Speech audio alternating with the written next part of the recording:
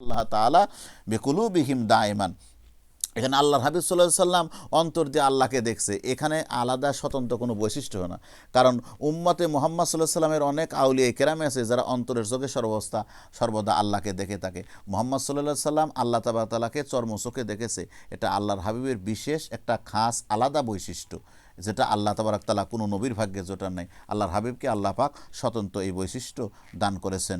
সুবহানাল্লাহি ওয়া বিহামদিহি সুবহানাল্লাহিল আযীম। সুতরাং এখানে সুস্পষ্ট এ কথা প্রমাণিত হলো ইমাম আহমদ বিন হাম্বল রহমাতুল্লাহ আলার এই কথা দ্বারা এবং ইবনে জাওজি রহমাতুল্লাহ আলার কথা দ্বারা। ইমাম ইবনে আহমদ বিন হাম্বল রহমাতুল্লাহ আলা যে ফাতোয়া দিয়েছেন, সেই ফাতোয়াও সিবতু ইবনু জাওজি রহমাতুল্লাহ স্পষ্ট উল্লেখ করেছেন।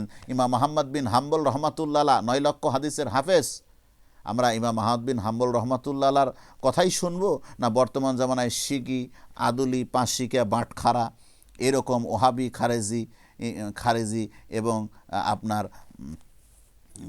সুন্নাতুল জামাতের খেলাফ আকীদা পোষণকারী ঘুঙ্গুর দিয়া যে সমস্ত কথাবার্তা বলে, এদের কথা গ্রহণ করব? এরা ফিতনাবাজ, এদের থেকে দূরে থাকবেন। এরা আল্লাহ নবীর সম্মান বোঝে না, নবীর মোহাব্বত যেই জায়গাতে আছে ওই জায়গা তারা ফিতনা সৃষ্টি করে। ওরা ফান আলাকা জিকরক, আল্লাহ তার হাবিবের সমস্ত মান মর্যাদা ইজ্জতকে এত বহুগুণ বৃদ্ধি করেছেন, ধুলোকে ভুলোকে, এমনকি লাউহে মাহফুজে ত্রিভুবন সহ সকল জগতের সর্বকালের সর্বজায়গায় আল্লাহ তার হাবিব সাল্লাল্লাহু আলাইহি সাল্লামের ইজ্জত সম্মানকে বুলন্দ করেছেন। ইমাম আহমদ বিন হাম্বল রহমাতুল্লাহ নিজেই ফাতুয়া দিলেন, আনা আকুলু, আমি বলতেছি, আনা আকুলু রাআ রাব্বাহু বিআইনি রাসিহি। আল্লাহর হাবিব সাল্লাল্লাহু আলাইহি সাল্লাম আল্লাহ তাবারক তাআলাকে চর্ম চোখে দেখেছেন। রাহু আল্লাহর হাবিব আল্লাহকে দেখেছেন। একেবারে তাকিদ দিয়ে ইমাম আহমদ বিন হাম্বল রহমাতুল্লাহ আলাইহি সুন্দর করে এই কথা বলেছেন। শুধু তাই নয়, সর্বশেষে আমি একটা কথা আপনাদেরকে আহলে সুন্নাতুল জামাতের আরেকটা কথা আমি বলে দিচ্ছি, যে কথাটা লাওয়ামিল আনোয়ারিল বাহিরা কিতাবের মধ্যে আসছে, যে ওয়াল হাসিলু আন্নার রাজিহা ইনদা আকসারুল উলামাই আন্না রাসূলুল্লাহ সাল্লাল্লাহু আলাইহি সাল্লাম রাআ রাব্বাহু বিআইনি রাসিহি লাইলাতুল ইসরা আল হাদিস ইবনু আব্বাস ওয়া হাযা কাউলুন নবী সাল্লাল্লাহু আলাইহি সাল্লাম ওয়া ইকরিমা ওয়াল হাসান আন রবি ইবনু সুলাইমান ওয়া জামাআতুম মিনাল মুফাসসিরিন। মূল কথা হলো আল্লাহর হাবিব সাল্লাল্লাহু আলাইহি সাল্লাম আল্লাহ তাবারক তাআলাকে মেরাজের রাতে চর্ম চোখে দেখেছেন, যেটা অধিকাংশ উলামায়ে কেরামের মত। ইবনু আব্বাস রাদিয়াল্লাহু তাআলা আনহু, আনাস রাদিয়াল্লাহু তাআলা সহ অসংখ্য তাবিঈ কেরাম এবং একদল মুফাসসিরিন কেরামের মত। সুতরাং এই মতের উপরেই আমাদের জোনপুর ফুরফুরা সহ আহলুস সুন্নাত ওয়াল জামাত, আপনার আমাদের ফুলতুলি মাসলাক সহ সকল সুন্নাত ওয়াল জামাতের আকীদা, মালিকি, শাফি, হাম্বলি এবং আহমদী এর আকীদা। সুতরাং এই আকীদার থেকে আমরা বিন্দু পরিমাণ কি হব না, বিচুক্ত হব না। এটাই সুন্নাত ওয়াল জামাতের আকীদা। এখন আমরা আসি সর্বশেষে যে কথাটা হলো, যে হুজুর আকরাম সাল্লাল্লাহু আলাইহি সাল্লামের যে মেরাজ 27 রাতে হয়েছে কিনা, এটা নিয়ে অনেকেই করে, যেটার উপরে এজমা হয়ে গেছে, যেটার উপরে আমল হয়ে গেছে। যেরকম সিরাতুন নবী সাল্লাল্লাহু আলাইহি সাল্লাম, সিরাতে মুস্তাফা সাল্লাল্লাহু আলাইহি সাল্লামের কিতাবের মধ্যে উর্দুতে স্পষ্ট লেখা আছে, রজব মাসে 27 রাতে আল্লাহর হাবিব সাল্লাল্লাহু আলাইহি সাল্লামের মেরাজ সংগঠিত হয়েছে। প্রথম খণ্ড 281 থেকে 282 পৃষ্ঠা উর্দু নুসখার ভিতরে যেটা বলা হয়েছে, যে আল্লাহর হাবিব সাল্লাল্লাহু আলাইহি সাল্লামের মেরাজ হয়েছে রজব মাসের 26 তারিখ দিনগত 27 রজনীতে আল্লাহর হাবিব সাল্লাল্লাহু আলাইহি সাল্লামের মেরাজ হয়েছে। সুবহানাল্লাহি ওয়া বিহামদিহি। আল বিদায়া ওয়ান নিহায়া কিতাবের মধ্যে বলছে, ইন্নাল ইসরা কানা লাইলাতাস সাবি ওয়া ইশরিনা মিন রজব, রজবের 26 তারিখের দিনগত 27 রজনীতে আল্লাহর হাবিব সাল্লাল্লাহু আলাইহি সাল্লামের মেরাজ হয়েছে। শুধু তাই নয়, ইমাম নববী রহমাতুল্লাহ রওজাতুত তালিবিন কিতাবের 10ম খণ্ডের 206 পৃষ্ঠাতে বলছেন, লাইলাতুল ইসরা বিমাক্কাতা বা'দান নবুওয়াতি বি'আশরি সিনিনা ওয়া সালাসাতে আশহুরে লাইলাতে সাবে ওয়া ইশরিনা মিন রজব। হুজুর আকরাম সাল্লাল্লাহু আলাইহি সাল্লামের ইসরা মেরাজ সংগঠিত হয়েছে মক্কাতে। নবুয়াত প্রকাশে 40 বছর বয়সে আল্লাহর হাবিবের নবুয়াতকে প্রকাশ করে আল্লাহ পাক ঝান্ডা পিটাইয়া দিয়েছে। সেই 40-এর পর থেকে 10ম বছরের 3য় মাসে আল্লাহ তাবারক তাআলার হাবিবে রজব মাসে 27 রাতে মেরাজ সংগঠিত হয়েছে।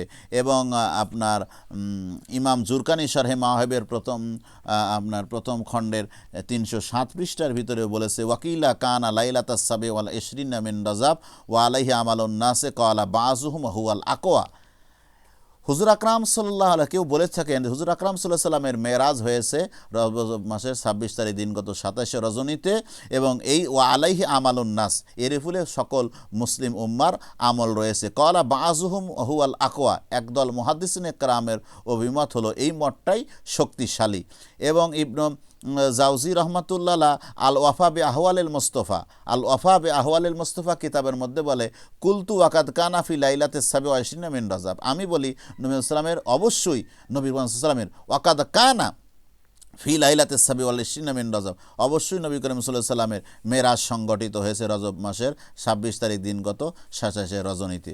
ওয়াকিলা কানা লাইলাতুল ইসরা লাইলাতাস সাবি ওয়াল ইশরিনা মিন রজব ওয়াকাদ ইখতারাহু ইল হাফেজ আব্দুল গনি সুরুল মাকদেসি ফি সিরাতিহি, উমদাদুল কারীর মধ্যে বদরুদ্দিন আইনি হানাফি রহমাতুল্লাহ উমদাদুল কারী 4th খণ্ড 39 পৃষ্ঠার মধ্যে আসছে যে নবী সাল্লামের মেরাজ হয়েছে রজব মাসের 26 তারিখ দিনগত 27 রজনীতে। ওয়াকাদ ইখতারাহু, এই মতটাকে গ্রহণ করেছেন হাফেজ আব্দুল গনি ইবনে সুরুর আল মাকদিসি রহমাতুল্লাহ, প্রখ্যাত হাদিস বিশারদ আব্দুল গনি ইবনে সুরুর আল মাকদিসি রহমাতুল্লাহ এই মতটা গ্রহণ করেছেন এবং তার সিরাত কিতাবের মধ্যে এটা উল্লেখ করেছেন। ইহা ছাড়া আরও এসেছে, যেরকম ইহিয়া উলুদ্দিন কিতাবের মধ্যেও বলা হয়েছে লাইলাতুস সাবি ওয়া ইশরিনা মিনহু ওয়া হিয়া লাইলাতুল মেরাজ। সুতরাং এখানে ইহিয়াল উলুমুদ্দিন প্রথম খণ্ড 361 পৃষ্ঠা দ্বারা প্রমাণিত হলো মেরাজ 26 তারিখের দিনগত 27 রজনীতে হয়েছে। এরপরে আপনার আব্দুল হাই লাখনবী ফেরেঙ্গি মহল্লি রহমাতুল্লাহ আলা, আব্দুল হাই লাখনবী রহমাতুল্লাহ আলা যিনি বিখ্যাত আলেম ছিলেন, সারা বিশ্বের আলেম ওলামা যার ফাতুয়াকে গ্রহণ করেছেন, যিনি কুতুবুল আলম মুজাদ্দেদ মিল্লাত হাফেজ আহমদ জৌনপুরি রহমাতুল্লাহ আল খালিফা ছিলেন, উনি আসারুল মারফুয়া কিতাবের মধ্যে বলেছেন, ফায়ুস্তাহাব্বু ইহিয়াউ লাইলাতে সাবি ওয়াল ইশরিনা মিন রজব ওয়া কুল্লু সাইরিল লায়ালিল্লাতি কিলা আন্নাহা লাইলাতুল মেরাজ বে আকসারে ফিল ইবাদাতে শুকরান, অর্থাৎ মুস্তাহাব রজব মাসের 26 তারিখ দিনগত 27 রজনীতে জাগ্রত থেকে ইবাদত করা হলো মুস্তাহাব, যেটা হলো মেরাজের রজনীতে। সুতরাং শুকরানা স্বরূপ মেরাজের রজনীতে ইবাদত বন্দেগী করা মুস্তাহাব। যারা ইবাদত বন্দেগীকে বেদাত বলে, নাজায়েজ বলে, গোমরা বলে, তাদের কথাই গ্রহণযোগ্য না জগৎ বিখ্যাত ফকি আলেম আব্দুল হাই লাখনবী রহমাতুল্লাহর কথা গ্রহণযোগ্য?